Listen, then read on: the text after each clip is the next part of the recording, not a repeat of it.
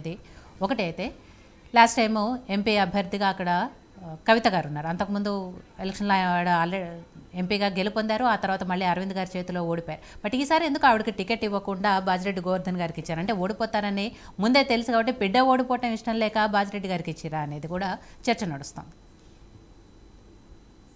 చూడండి, ముందుగా నమస్తే అందరికి. అయితే ఇక్కడ కవిత గారికి ఇవ్వకపోవడానికి రీజన్ ఏముందంటే ఆమె ప్రజెంట్ సిట్టింగ్ ఎమ్మెల్సీగా ఉంది కాబట్టి బాజిరెడ్డి గారిని ఆల్టర్నేట్ గా తీసుకున్నారు. సరే, బాజిరెడ్డి గారు 4 సార్లు ఎమ్మెల్యేగా గెలిచిండు, పెద్ద మనిషి, ఒక తండ్రి స్థానంలో ఉన్నాడు, ప్రజల్ని కన్న బిడ్డల్లా చూసుకుంటాడు, ఆయనకు మంచి పేరుంది, చుట్టుపక్కల కూడా ఒక పెద్ద మనిషి పెద్దరికంగా ఉన్నాడు కాబట్టి ఆయనను ఎన్నుకున్నారు. ప్రజలు కూడా అదే రకంగా ఆదరిస్తున్నాడు. ఇప్పుడు సిట్టింగ్ ఎమ్మెల్సీగా ఉన్న జీవన్ రెడ్డి గారు ఇన్ని రోజులు ఎక్కడైనా కనపడ్డా అండి? అసలు జీవన్ రెడ్డి గారిని మర్చిపోయే పరిస్థితి వచ్చింది నిజామాబాద్ లో. ఎవరు సచ్చినా బతికినా ఎక్కడ వేయండి అయినా, 1 రూపాయి ఇచ్చిన పాపాన వేయండి ప్రజలకు ఎక్కడన్నా అందుబాటులో ఉన్నాడండి ఆయన పెద్ద మనిషితే గాని. ఆయన మాట పక్కన పెడితే ఆయనని ప్రజలు మర్చిపోయేది. అలా ఇంకొక వ్యక్తి సిట్టింగ్ ఎంపీగా ఉన్నాడు. నిజామాబాద్ ప్రజల భావోద్వేగాలను, నిజామాబాద్ ప్రజలను అమాయకులు చేసి కళ్ళబొల్లి కబుర్లు చెప్పి మాయ మాటలు, దొంగ మాటలు, అబద్ధాల అరవింద్ దొంగ బాండ్ పేపర్లు రాసి ఇవాళ ప్రజలను మభ్యపెట్టి వాళ్ళ ప్రధాన పంట అయిన పసుపు బోర్డు తెస్తా అని చెప్పేసి వాళ్ళను ఏమార్చి ఏదో అధికారంలోకి వచ్చి ఇదిగో వస్తుంది అదిగో వస్తుంది అని చెప్పి మొన్న అసెంబ్లీ ఎలక్షన్ల ముందు వచ్చింది అన్నాడు. ఎక్కడ వచ్చింది చూపించమను, ఏ ఊర్లో పెట్టిండు, దానికి సంబంధించిన కార్యాలయం ఎక్కడుందో చెప్పమనండి. రేపు పొద్దున నిజామాబాద్ ప్రజలంతా అరవింద్ గారి ఇంటి ముందు బైఠాయించాలి. తీసుకపో చూపించండి, పసుపు బోర్డు ఎక్కడ పెట్టిండో తీసుకుపోమండి. నిజాం షుగర్ ఫ్యాక్టరీ తెరిపిస్తాను, తల దగ్గుంటా అన్నాడు. ఏమైంది? ఇంతవరకు దాన్ని ఊసేయలేదు. అన్ని అబద్ధాలే. కేవలం అధికారమే పరమావధిగా కాంగ్రెస్ గాని బీజేపీ గాని పనిచేస్తుంది. అసలు బీజేపీకి ఓటు ఎందుకు వేయాలి? తెలంగాణ ప్రజలు గాని నిజామాబాద్ ప్రజలు గాని బీజేపీకి ఎందుకు ఓటు వేయాలి? ఏం చేసిండ్రో చెప్పండి. ఎందుకు వేయొద్దో నేను చెప్తా. కనీసం తెలంగాణకు వాళ్ళు ఏం చేసిండ్రో ఏం చేయలేదో నేను చెప్తా.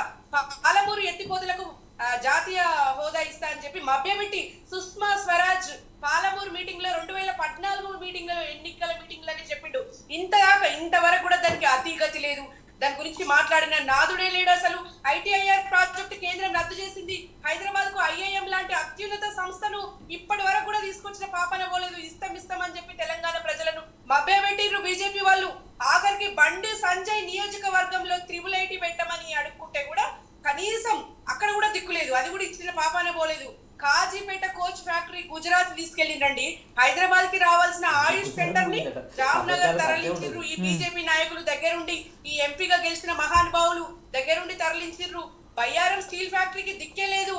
ఎందుకు వేయాలో చెప్పండి. ఏ రకంగా వీళ్ళు తెలంగాణకి ఏం చేయాలో ఒక్క మాట తెలంగాణ ప్రజలు అడుగుతున్నారు, చెప్పాలి.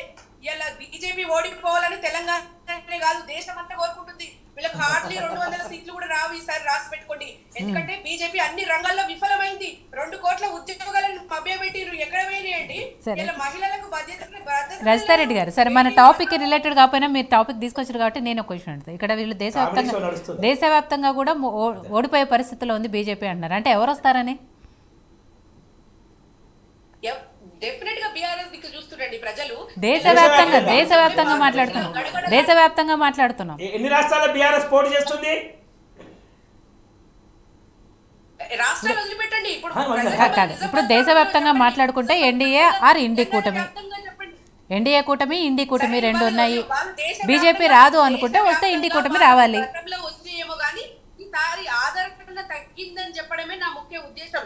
బీజేపీకి ఆదరణ తగ్గింది. కేవలం మతం మంటలు, కులం కుంపట్లు, ప్రాంతం పంచాయతీలు తప్పితే రాముడు అని ఓట్లు దండుకుంటుండ్రు. రాముడికి తెలంగాణ ప్రజలకు ఏమైనా గొడవలు ఉన్నాయండి? వెనకట పంచాయతీలు ఉన్నాయా? రాముడు మాకు తండ్రి కదా, మాకు భగవంతుడు కదా? ఏం లేదు. తెలంగాణకు వాళ్ళు చేసింది ఏం లేదు. కాంగ్రెస్ పార్టీ కూడా తెలంగాణకు చేసింది ఏం లేదు. తాగునీరు లేదు, రైతు కూలీలకు భరోసా లేదు, రైతు కళ్ళాల్లో పంటలు పెట్టుకొని కొనే నాదుడు లేక చూస్తుంటే మొన్న పెద్ద వానబడి మన పంటంతా తడిస్తే దాన్ని కొనే కనీసం పోయి పరామర్శించిన మనిషే లేడు కాంగ్రెస్ పార్టీలో. తప్పుడు కేసులు పెట్టి ఇలా బీఆర్ఎస్ నాయకులను గాని కార్యకర్తలను గాని జైల్లో పెడుతున్నారు. గురుకులాల్లో పిల్లలు చచ్చిపోతే ఎవరైనా వేయండి? కాంగ్రెస్ నాయకులు ఎవరైనా వేయండి? అప్రకటిత కరెంటు కోతలు, అసలు కరెంటు కోతలు మొన్నైతే చిన్న వర్షానికి రాత్రంత ఎవరు చెప్పుకోలేదు. 16 జిల్లాలు రద్దు చేశాడటండి ముఖ్యమంత్రి గారు. అసలు ఎంత నష్టము ఏం కదా. 10 జిల్లాలున్న తెలంగాణను 33 జిల్లాలుగా మార్చి ప్రజల వద్దకే పాలన కేసీఆర్ గారిని ఇవాళ 16 జిల్లాలు చేస్తా అంటే ప్రజలు ఉరికిచ్చి కొట్టరండి వీళ్ళను. 7 గంటలుండే విద్యుత్తును ఇవాళ కేసీఆర్ గారు 24 గంటలు తెస్తే ఇవాళ వీళ్ళు వచ్చి అప్రటస్ ఏమంటారు రైతులకు కానీ సామాన్య ప్రజలకు కూడా వీళ్ళు కరెంట్ ఇవ్వలేని దుస్థితి తీసుకొచ్చారు తెలంగాణకు. ఏ ముఖం పెట్టుకుని వీళ్ళని పార్లమెంట్ లో గెలిపియాలి తెలంగాణ ప్రజలు? పోనీ వీళ్ళు ఇచ్చిన ఒక్క హామీని చక్కగా చేసిరా? ఒక్కటి చెప్పండి. ఒక్కటి ఇప్పుడు ఆర్టీసీ ఉచితం అన్నారు, మరి ఉచితకు ఏమైనా నిధులు ఇచ్చిరా? ₹1 ఉచితానికి నిధులు ఇచ్చిరా? ఆర్టీసీకి 3,000 కోట్లు తెలంగాణ ప్రభుత్వం మన కేసీఆర్ గారు ఉన్నప్పుడు 3,000 కోట్లు ఆర్టీసీకి ఇచ్చిర్రు. మొన్నటి డిసెంబర్ వరకు కూడా 1,500 కోట్లకు ఆర్టీసీకి అలాట్ చేసిండు కేసీఆర్ గారు. మరి వీళ్ళు ఉచిత బస్సులు ₹1 కూడా ఇవ్వలేదు. వీళ్ళు తెలంగాణకు ఏం చేసిండ్రని వీళ్ళని పార్లమెంట్ కు పంపించాలి చెప్పండి. ఇప్పుడు బీజేపీ గానీ కాంగ్రెస్ గానీ చాలా ఏళ్లు పరిపాలించారు తెలంగాణను. ఏం చేసిండ్రు? ఒక్క మంచి పని చెప్పండి. 30 లక్షలు బీజేపీ తెలంగాణను పరిపాలించిందా చాలా ఏళ్ళు?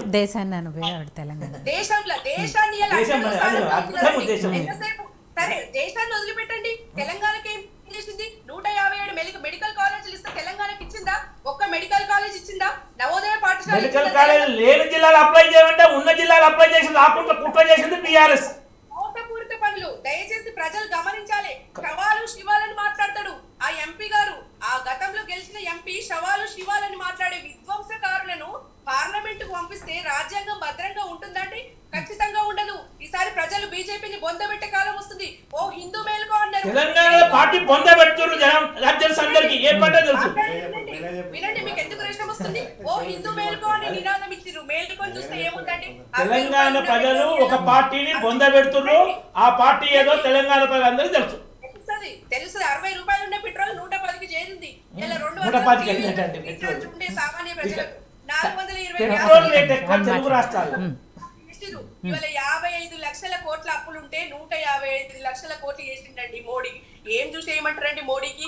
ఈడీలను ప్రతిపక్షాల మీద ఉసిగొల్పి ప్రాంతీయ పార్టీలను పొందబెట్టే విధంగా పనిచేస్తున్నాడు. కానీ ఇలా పార్లమెంట్ ఎన్నికలు తెలంగాణ ప్రజలకు తెలంగాణ ద్రోహులకు మధ్య జరుగుతున్నాయి. ఇది గుర్తుపెట్టుకుంటారు ప్రజలు. డెఫినెట్ గా బీఆర్ఎస్ దిక్కు చూస్తున్నారు, మళ్ళా కేసీఆర్ దిక్కు చూస్తున్నారండి. ఏం మనీ లాండరింగ్ కేసు అన్నారు కవిత గారిని? ఎక్కడ ₹1 నిరూపించిరా? ఇవాళ కోర్టులలో వెంటబడి ఓడిస్తున్నారు అరవింద్రు. వెంటబడి చిత్తుగా ఓడించింది అరవింద్రు. ఇలా మళ్ళా ఆమె బయట ఉంటే పార్లమెంట్ ఎన్నికల మళ్ళా ఓడగొడుతున్న భయంతో తీసుకుపోయి ఆమె లోపలేసింది. కానీ ఆమె ఆమె పోటీ చేసినప్పుడు ఆమె ఓడిపోయింది. ఆమె ఇంకా వాళ్ళు గెలిపేది ఓడగొట్టడం సహజము. బ్రహ్మాండమైన అధికారం ఉండి బ్రహ్మాండమైన సపోర్ట్ ఉన్నప్పుడే ఓడిపోయింది ఆమె. అదే నిజామాబాద్లో ఆమెను కోరుకున్నారు. మళ్ళా ఆమె చెప్పిన మాట ఇవాళ నిజమైంది. కోర్టులలో వెంటబడి ఓడించింది. మళ్ళా ఇవాళ పార్లమెంట్ ఎన్నికల భయంతోనే తీసుకుపోయి ఆమె లోపల పెట్టింది అనేది నిజం కాదా అండి? ఆమె చేసిన నేరం 2 ఏళ్ల నుంచి టీవీ సీరియల్ లెక్క లాగుతున్నారు. ఏం నిరూపించారండి? ఏం శిక్ష వేసిండ్రు?